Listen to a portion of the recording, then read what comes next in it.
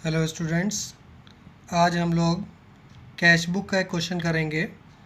ये cash book का question है जिसे हम लोग 2 कॉलम कैश बुक या डबल कॉलम कैश बुक कहते हैं। इसे दूसरे शब्दों में आप cash book with bank and discount column भी कह जा सकते हैं, क्योंकि यहाँ अमाउंट के कॉलम को 2 हिस्सों में बांटा जाता है, एक डिस्काउंट और एक बैंक। इस तरह से जब 2 कॉलम कैश बुक होती है वो 3 प्रकार की होती है, 3 टाइप्स की। एक कैश बुक ऐसी होती है डबल कॉलम या 2 कॉलम वाली जिसमें डिस्काउंट और कैश बनता है। एक ऐसी बुक होती है जिसमें डिस्काउंट और बैंक बनता है, और एक ऐसी 2 कॉलम कैश बुक होती है जिसमें कैश और बैंक बनता है। ये तीनों ही प्रकार की कैश बुक डबल कॉलम या 2 कॉलम कैश बुक कहलाती हैं। इसलिए इनको इस दोनों नामों से हम यहाँ लिखे दे रहे हैं, चाहे आप इसको डबल कॉलम कैश बुक लिखें या cash book with bank and discount column लिखें। बस बिल्कुल सेम कॉलम जो इधर बनेंगे, डेट पर्टिकुलर सेल्फ और अमाउंट के हमने यहाँ 2 हिस्से कर दिए हैं, डिस्काउंट और बैंक, और डेट पर्टिकुलर सेल्फ अमाउंट के 2 हिस्से कर दिए हैं, डिस्काउंट और बैंक। ये आपकी बुक का क्वेश्चन नंबर 7 है और ये रहा आपका क्वेश्चन नंबर 7, जिसमें आपसे कहा गया है कि कैश बुक बनानी है with bank and discount column. ये किसी मिस्टर पी.के. झा जो कटिहार के रहने वाले हैं उनके लिए है। इस नाम से हमें कोई मतलब नहीं है, हमें सिर्फ कैश बुक से मतलब है और कॉलम से मतलब है। कॉलम कौन से? बैंक और डिस्काउंट। तो हमने यहाँ कॉलम बना लिए। पहली एंट्री देखें, 2012 जुलाई 1, बैंक में शेष, बैलेंस ऑफ बैंक बोला है 10,200 रुपीज़। इसको कहाँ लिखेंगे हम लोग? सबसे पहली एंट्री इधर लिखी जाएगी बैलेंस की, जुलाई की पहली तारीख है 1 जुलाई, और यहाँ पर हम लोग लिखेंगे 2 में सबसे स्टार्टिंग बैलेंस जो होता है उसको हम लोग क्या लिखते हैं? 2 बैलेंस BD, और बैंक का अमाउंट है 10,200। ये है फर्स्ट एंट्री। इसके बाद नेक्स्ट देखेंगे 2 जुलाई की एंट्री। यहाँ पर बोला गया है शिव को दिए, पेड टू शिव 750। पैसे दिए हैं तो एंट्री किधर होनी चाहिए? जब हमने पैसे पेड किए हैं तो एंट्री होती है बाई में, और ये है 2 जुलाई की एंट्री। तो बाई में हम लोग लिखेंगे बाई शिव। कितने रुपए पेड किए हैं? 750। तो बैंक के बॉक्स में लिख लेंगे 750। इसके बाद 2 जुलाई के बाद नेक्स्ट एंट्री है 10 जुलाई की, 10 जुलाई की। माल क्रय किया और चेक से भुगतान किया, purchase goods and paid by cheque, और अमाउंट है 5,000।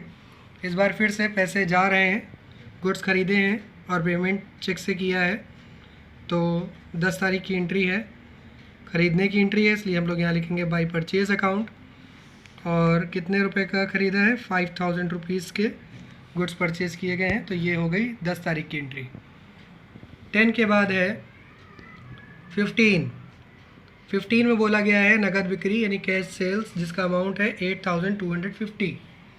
अब ये बेचा गया है तो पैसे आ रहे हैं, तो एंट्री किधर होगी? इधर 2 में, और ये 15 डेट की एंट्री है तो यहाँ 15 लिखेंगे और 2 में लिखेंगे 2 सेल्स अकाउंट। अब यहाँ पर एक बात आपको ध्यान देनी है कि यहाँ पर इन्होंने बोला है नगद बिक्री, कैश सेल्स, और कैश सेल्स की जो एंट्री होती है वो तो कैश के बॉक्स में लिखी जाती है, और यहाँ तो हमने कैश का बॉक्स बनाया ही नहीं है, डिस्काउंट और बैंक का बॉक्स बनाया है। तो ये कहाँ लिखी जाएगी? इसके लिए आप ज़रा क्वेश्चन को ध्यान दें। It may be assumed that all cash receipts are deposited into bank and all payments are issued cheque and all payments are issuing changes या चेक्स। यहाँ पर चार्जेस लिख गया है, चेक्स होना चाहिए। तो यहाँ पर सारी बातें आपको समझ में आ रही हैं कि सभी प्राप्तियाँ बैंक में जमा कर गई हैं और सभी भुगतान चेक से किए गए हैं।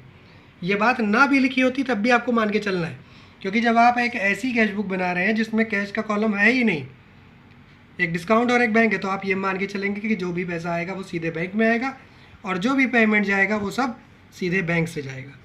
तो कैश सेल्स का अमाउंट है 8,250 रुपीज़। 15 तारीख यानी 15 जुलाई की एंट्री होगी। इसके बाद 17 जुलाई को कैश रिसीव्ड हुआ है नीता से, और उनको हमने डिस्काउंट भी अलाउ किया, छूट दिया। तो कैश मिला है नीता से कितना? 10,750, और डिस्काउंट अलाउ किया है 750। तो 17 डेट पर एंट्री आएगी। यहाँ पर 2 में लिखेंगे 2 नीता, पैसे आ रहे हैं इसलिए एंट्री इधर 2 में होगी, 2 नीता, और अमाउंट आया है 10,750। साथ में हमने उसको डिस्काउंट अलाउ किया है 750। डिस्काउंट के लिए कोई अलग से एंट्री नहीं होती, जिस एंट्री के साथ में होगी इसके सामने लिख देंगे, जहाँ डिस्काउंट नहीं होगा उसको खाली रहने देंगे। 17 के बाद आप देखेंगे 20 जुलाई शिव को दिए, और यहाँ पर भी डिस्काउंट है, साथ में डिस्काउंट अलाउड भी है। तो शिव को कितने रुपए दिए हैं 5250, और उसको डिस्काउंट अलाउ किया है 250। तो पैसे दिए हैं 20 तारीख को, तो बाई में लिखेंगे बाई शिव 250 रुपीज़ डिस्काउंट का है और 5250 पेमेंट का है।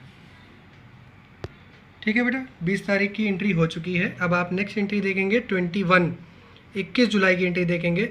मजदूरी दी, पेड वेजेस, कितने रुपए की मजदूरी पेड करी है 1000।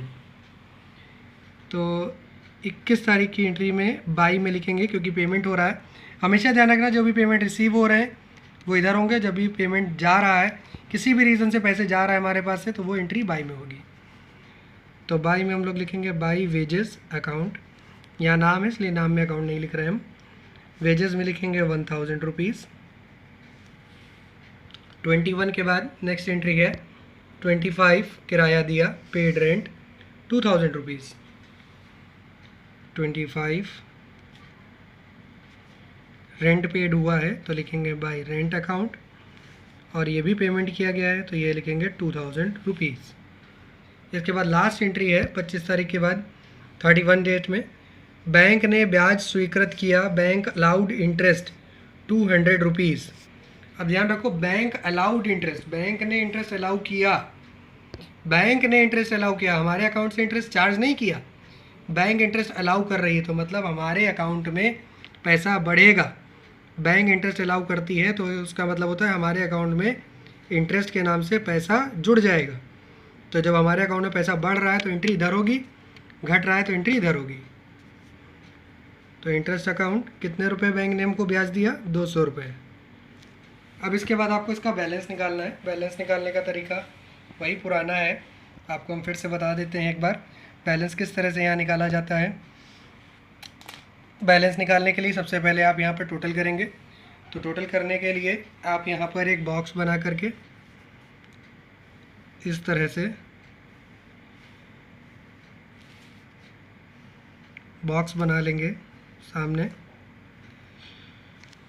और दोनों साइड का टोटल शुरू करेंगे। सबसे पहले डिस्काउंट का ये बॉक्स 750 और डिस्काउंट का ये बॉक्स 250। डिस्काउंट में आपको कोई बैलेंस नहीं निकालना होता, जो जितना आ रहा है उतना लिख दें।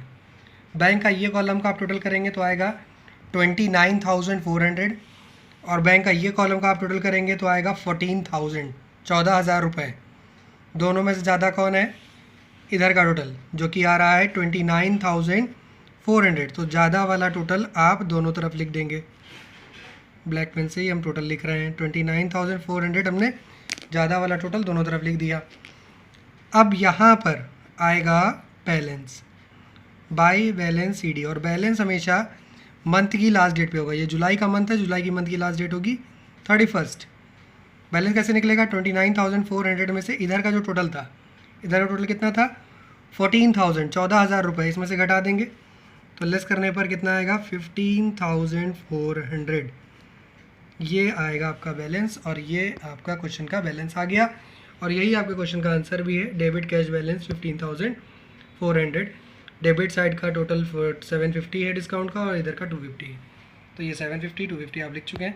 अब इस बैलेंस को आप नेक्स्ट डेट में यहाँ ट्रांसफ़र भी कर सकते हैं, क्योंकि ये जुलाई है, तो जुलाई के बाद जो नेक्स्ट मंथ स्टार्ट होगा, ईयर तो वही रहेगा 2012, नेक्स्ट मंथ होगा जुलाई के बाद अगस्त, तो 1 अगस्त को ये बैलेंस हम यहाँ पर एक लाइन छोड़कर ट्रांसफ़र कर रहे हैं। टोटल करने के बाद एक लाइन हमने यहाँ छोड़ी है और एक लाइन यहाँ पर छोड़ दिया है, तो यहाँ लिखेंगे टू बैलेंस BD, और कैश का जो हमारा आंसर आया है इस बार, कितना आंसर आया है 15,400।